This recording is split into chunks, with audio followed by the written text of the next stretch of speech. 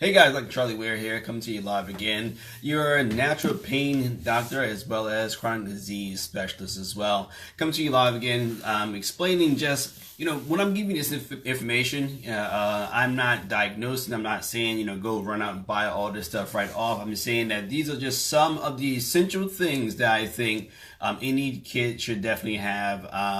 And the main reason why is because, all dietary things, I'm a huge proponent of making sure that when a child eats, they're eating a full range of colors and as well as full range of textures on their plate, and making sure that when they eat, the nutrients are going to be well absorbed. And a lot of the common allergens that are in foods, I want to make sure that children are staying away from those as well. So packaged and processed foods, I try to make sure kids stay away from it as much as possible. Mom, dad, sisters, brothers, aunts, and uncles, make food and cooking fun, and with different recipes, or recipes that's been handed down through generations. And making snacks at home is always the best thing.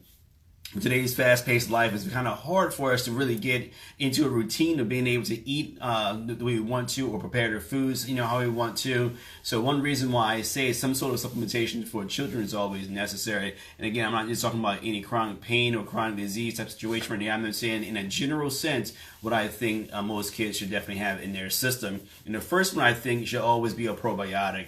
Probiotics are something that, we hear this word thrown around so much, we're not really for sure, what probiotic is and why a probiotic is very necessary. Probiotics are basically bacteria, but they're what we find to be good bacteria inside of our body. We have bacteria from, in all our mucous membranes, our eyes, our nose, and our stomach, and all parts of our body. We have them directly on our skin as well. But the probiotics I'm talking about are the ones that actually help us to actually break down food and actually help some food ferment and get certain nutrients out of it in order for our body to actually be as healthy as possible. And when the fermentation process happens, when different probiotics interact with food as you're digesting it, that's when you get your B vitamins. So that's when you actually get a lot of your trace minerals to be sucked out of it, and your body is able to actually absorb those things, and you feel a lot better. A lot of times individuals have stomach issues because they have an imbalance of their gut flora. So especially with kids, especially kids, I hate to pick on parents who didn't have the opportunity to do it, but when you don't breastfeed, a lot of times we have a lot of kids, and I see an overwhelming amount of kids who didn't breastfeed. Excuse me, not Gemma, something was falling, but something we find with people who don't breastfeed. And children usually have a poor gut flora, and what tends to happen is we have to rebuild that flora, or the other issues that start to happen, like the eczema that starts to happen, a lot of colds and flus, and a lot of food allergies sort of come off that. So the reason why we say you should have a good probiotic inside the system is if you're not feeding the child, as I say, whole foods, fruits, veggies, lean proteins, and simple starches on a daily basis. On a daily basis, and you're focusing on a lot of these sugary snacks or a lot of wheats and dairies and things of that sort. You want to change that diet, but you also want to have a probiotic in there to help, combat a lot of the stress that the gut is going under. Again, most of our immunity is actually located in our gut, as well as different hormones are produced in our gut. So as a growing child, they need that gut to be as healthy as possible so they can absorb as many nutrients as possible as well. As well as, like I said, as they're growing, they want those hormones to be appropriated properly. We found that individuals that have done a lot of dairy, a lot of cow's milk, especially with all the antibiotics and also hormones inside there, even little girls start having their period a lot earlier. I had a case yesterday that a young girl started her period when she was 8.5 years old, and it was sort of attributed after we did some genetic testing on that because of the fact that the amount of dairy her mom was allowing her to consume at a young age. But again, this is just one case. But again, probiotics, can be from dairy, but I prefer them not to be from dairy. You have non-dairy ones, which is a fermentation process with other chemicals. You can have it in forms of different kefirs, or now they have kombuchas and things like that. So there's a lot of different ways to get good probiotics and good gut flora back into your child as well. Again, thank you for joining me. Again, if you guys want to have this information, please feel free to share this information as well. But also make sure you have your notifications on, so every time that I go on, you'll be able to get a lot of this information. But again, I feel like I'm doing this information because I want you guys to share as much as possible, because a lot of people just don't know what to go or what to do for their child. And again, I repeat it, I'm not talking about a very particular case right now. I'm just saying a general health situation as well. And magnesium, why do I feel it's important for a child to have magnesium? Well, magnesium is one of those funny trace minerals, or one of those funny vitamins that I tell people that, when you don't have it, you'll miss it. And in adults, we'll find that about 86% of individuals that have any sort of cardiac issues, and that's even hypertension, would it be cardiomyopathy, meaning like a heart attack, whatever it is, any sort of cardiac issues, 86% of them are deficient. So deficient in magnesium that their body just won't function. And the other 14%, they're on a borderline of being depleted as well. So most of the individuals, almost all of the individuals, either are low or don't have enough magnesium in their system. Now let's talk about children. You find that children are low in magnesium, what happens is you have a lot of them that kind of cry and whimper a lot. Well, if we had temper tantrums, we found it in boys between the age of 8 and 14, those ones that were deficient in magnesium were really the ones that were having a lot of issues in school as well. There is, again, there's a lot of studies out there that find correlations, but of course there's other studies that show that there's no correlation. But a lot of studies that I've seen, especially out of Europe, because I try to have my stuff out of Europe, it's a little bit less biased. That's just in my opinion. We find that those individuals definitely have some sort of correlation. They have attention tantrums and also attention deficit disorders as well.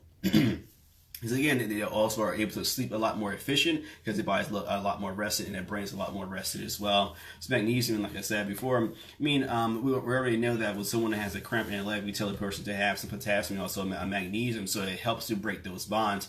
It actually helps the blood flow a lot better to the body as well. It also helps with different neurological issues. But in kids, as they're starting to grow, it can help with these individuals that tend to have some sort of like behavior issues. But I'm not saying go out and just give all your kids magnesium, but there's some correlation to that as well. So you might want to check that out. Again, just always do your research to make sure you know everything, backwards and forwards.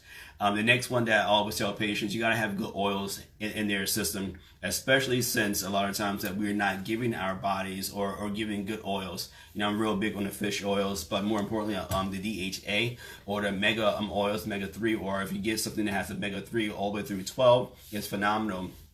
I actually do love giving my kids hemp oil. Hemp oil is, one of those things where I know how it works. It helps with epithelial cell production, but it's very, very good for helping, the stomach, helping inflammation, helping repair a lot of the cells as well, so they're keeping the cell nice and plump. And we know that from a neurological standpoint, it helps the nerve itself continue to grow and replenish itself a lot more faster as well.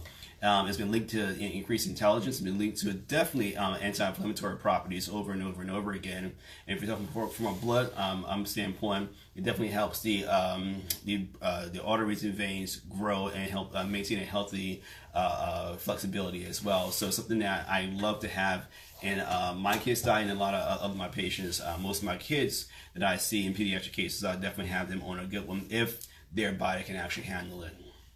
And the last one is something that is a mix of a bunch of different things. It's called a trace mineral complex or a neurotransmitter complex. They're basically one the same. Some have different potencies. Why is it important to have a trace mineral complex? I'm very, very big on hydration, and I tell a lot of times my patients say, well, you're dehydrated, and they don't really know what that means. I say, well, you're dehydrated not because you're drinking like a gallon of water, but more so you don't have enough trace minerals in your system, or neurotransmitters. And neurotransmitters are basically the way the nervous system contacts or actually goes and communicates to the actual brain. If you don't have certain substances in between there, the coppers, the seleniums, the magnesium, the zincs, there's a ton of trace minerals and also neurotransmitters that you're supposed to have. A lot of times in the kids' diet, they don't have enough in there, especially again if you're not feeding them a proper diet. They don't have them. Their concentration is going to be low. Their mood's going to be low. Depression, anxiety, all these things we see arise in kids. a lot of times I alluded to ADHD and ADD because of situations like that. But this is what actually happens when we give these tests. I mean, we give her a simple test and say, okay, where's your micronutrient level? And we will find a kid sometimes that is like, wow, how can a kid, so young have such a low micronutrient level because of the fact that they're not getting, enough of that in their daily diet. Because again, we want these fast, quick diets that have no nutrient content. So if you gotta supplement, these are the reasons why we supplement on children. It's because of the fact that there's not enough nutrients in the diet today. So we want to make sure that we're giving them the best chance to have a great chance at thriving in all areas of their life, not just in school, but also in growth, and energy wise, and emotion, and also social means too. Because we find, if these kids have these ADHD issues, a lot of times they're introverted. Or if they have an anxiety situation, again, they're definitely introverted. If they have anger or temper tantrums, it's several things that you can do to see if your child definitely do have a trace mineral deficiency or a neurotransmitter deficiency as well. You want to make sure that you're boosting that up as much as possible. Again, as I was saying before, especially with trace minerals, you want to make sure that these links, happen inside of your kids, because again, although I said you need a good probiotic, but without a good trace mineral complex to absorb a lot of that stuff to make sure that probiotic is working, is basically all for naught. But again, these are simple things that I feel that are very important for any child to be, just on a healthier base. But it all starts with diet, as I say over and over again. The more you feed your child some good, healthy food, figure out ways to actually do smoothies. Something my wife actually does, just to try to get oils in my kids' diet on a daily basis. She does these little cacao bombs, that she calls them. It's basically like cacao, which is like the basis of any chocolate, but it's not. It tastes like chocolate, but it's not sweet. She does that. She does some that with some coconut oil, and I think she does some date sugar a little bit in there, and then she freezes it in these like little balls or whatever. She freezes it, and after dinner she'll have the kids just eat one or two of those, and that's enough oil right there just to make sure that their brain's gonna work better. My youngest son, he actually had an issue where he had like really dry chapped lips for a while. Gave it to him for only a week and actually just went away.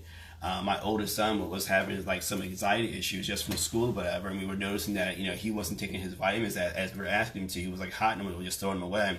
He started taking those vitamins, and his actually grades starting to go back up as well. So different things like that are things that I see in my own family that even though we were feeding them very good food, they can be deficient because again, if you're not hydrating yourself properly, if you're not feeding yourself properly, your body's going to start to drop off. And then, with different environmental things going on too. And with kids, they're growing so rapidly. Their hormones are changing so rapidly. So you got to make sure that you're giving them the best opportunity. And if I go out to eat with my family, which is, can't say it's rare, but if we go out to eat, we're that family that we tell the waiter or waitress exactly what we want to have, versus just eating off the menu, because you got to make sure that, especially if you see like the kids menu these days, is nothing on the menu that's of any sort of nutrient base. It's just fries in this or something fried or some sort of pizza or whatever, and then you think back over the course of the day, like, well, what nutrient base have you given your child? What green have you given your child? How many fruits have you given your child? You got to think back like that. Like, you got to build a building block. It's like if you are going to build a house and you don't have a good foundation, it's going to sink into the ground. So that's what we want with our kids. We want to have a good foundation and make sure that they can actually build upon that. And then by eating well, that's something that they can make it a habit. They can pass it on to their kids. So now we're creating generations and generations of individuals eating well. I was just blessed by having a mother that she was very strict to make sure that we had our veggies every day. Our snacks, for the most part, were definitely apples and things of that sort. And did we have candy, things like that? Yeah, we did, but it far outweighed the good stuff far outweighed the actual bad stuff. So I try to pass it on to my kids. I'm a little extreme with it. Some people call me, but hey. This is what I do for my family. I'm trying to do the same thing for you guys as well. And it's not hard. It's definitely not hard. So stop trying to follow the norm of what people are doing And then if you look at what people are doing and how people are getting sick, you sort of see that the norm is not correct. You need to go and find your own path and be good with what I'm doing as well. Like I said before in some of my other videos, I definitely, at times, especially if I go to parties, whatever, I sometimes not even take my own food. The people know ahead of time. And I say, look, it's not anything being rude. I just, my kids eat a certain way. And I'll make sure that they aren't going to get sick because of the fact that I want them to just to fit in. And again, that can be extreme, but it's something that you guys have to, broach, when it's appropriate, So again, just trying to give you some tips, and hopefully you guys understood the basis of magnesium. It's phenomenal for helping with temperature, but also it's going to help to really allow the person to sleep a lot better. The child's going to be able to rest a lot better, feel more calm inside their body. Probiotics is about really rebuilding that gut. The DHA is very, very good for the brain. Trace minerals are good for everything inside the body, helping the body communicate to the brain and helping the underbody flourish as well. So again, if you guys have any questions at all, please always feel free to leave messages down here. And please share this information over and over again, because I feel, again, these are four, it's another, 300, 400 vitamins out there. I could be naming, or I could mix some other ones in here. But from a good basis, a good standpoint, I think, what we have here is something that's really, really good. And again, Dr. Charlie Ware, signing off. I'll talk to you guys very, very soon. Bye.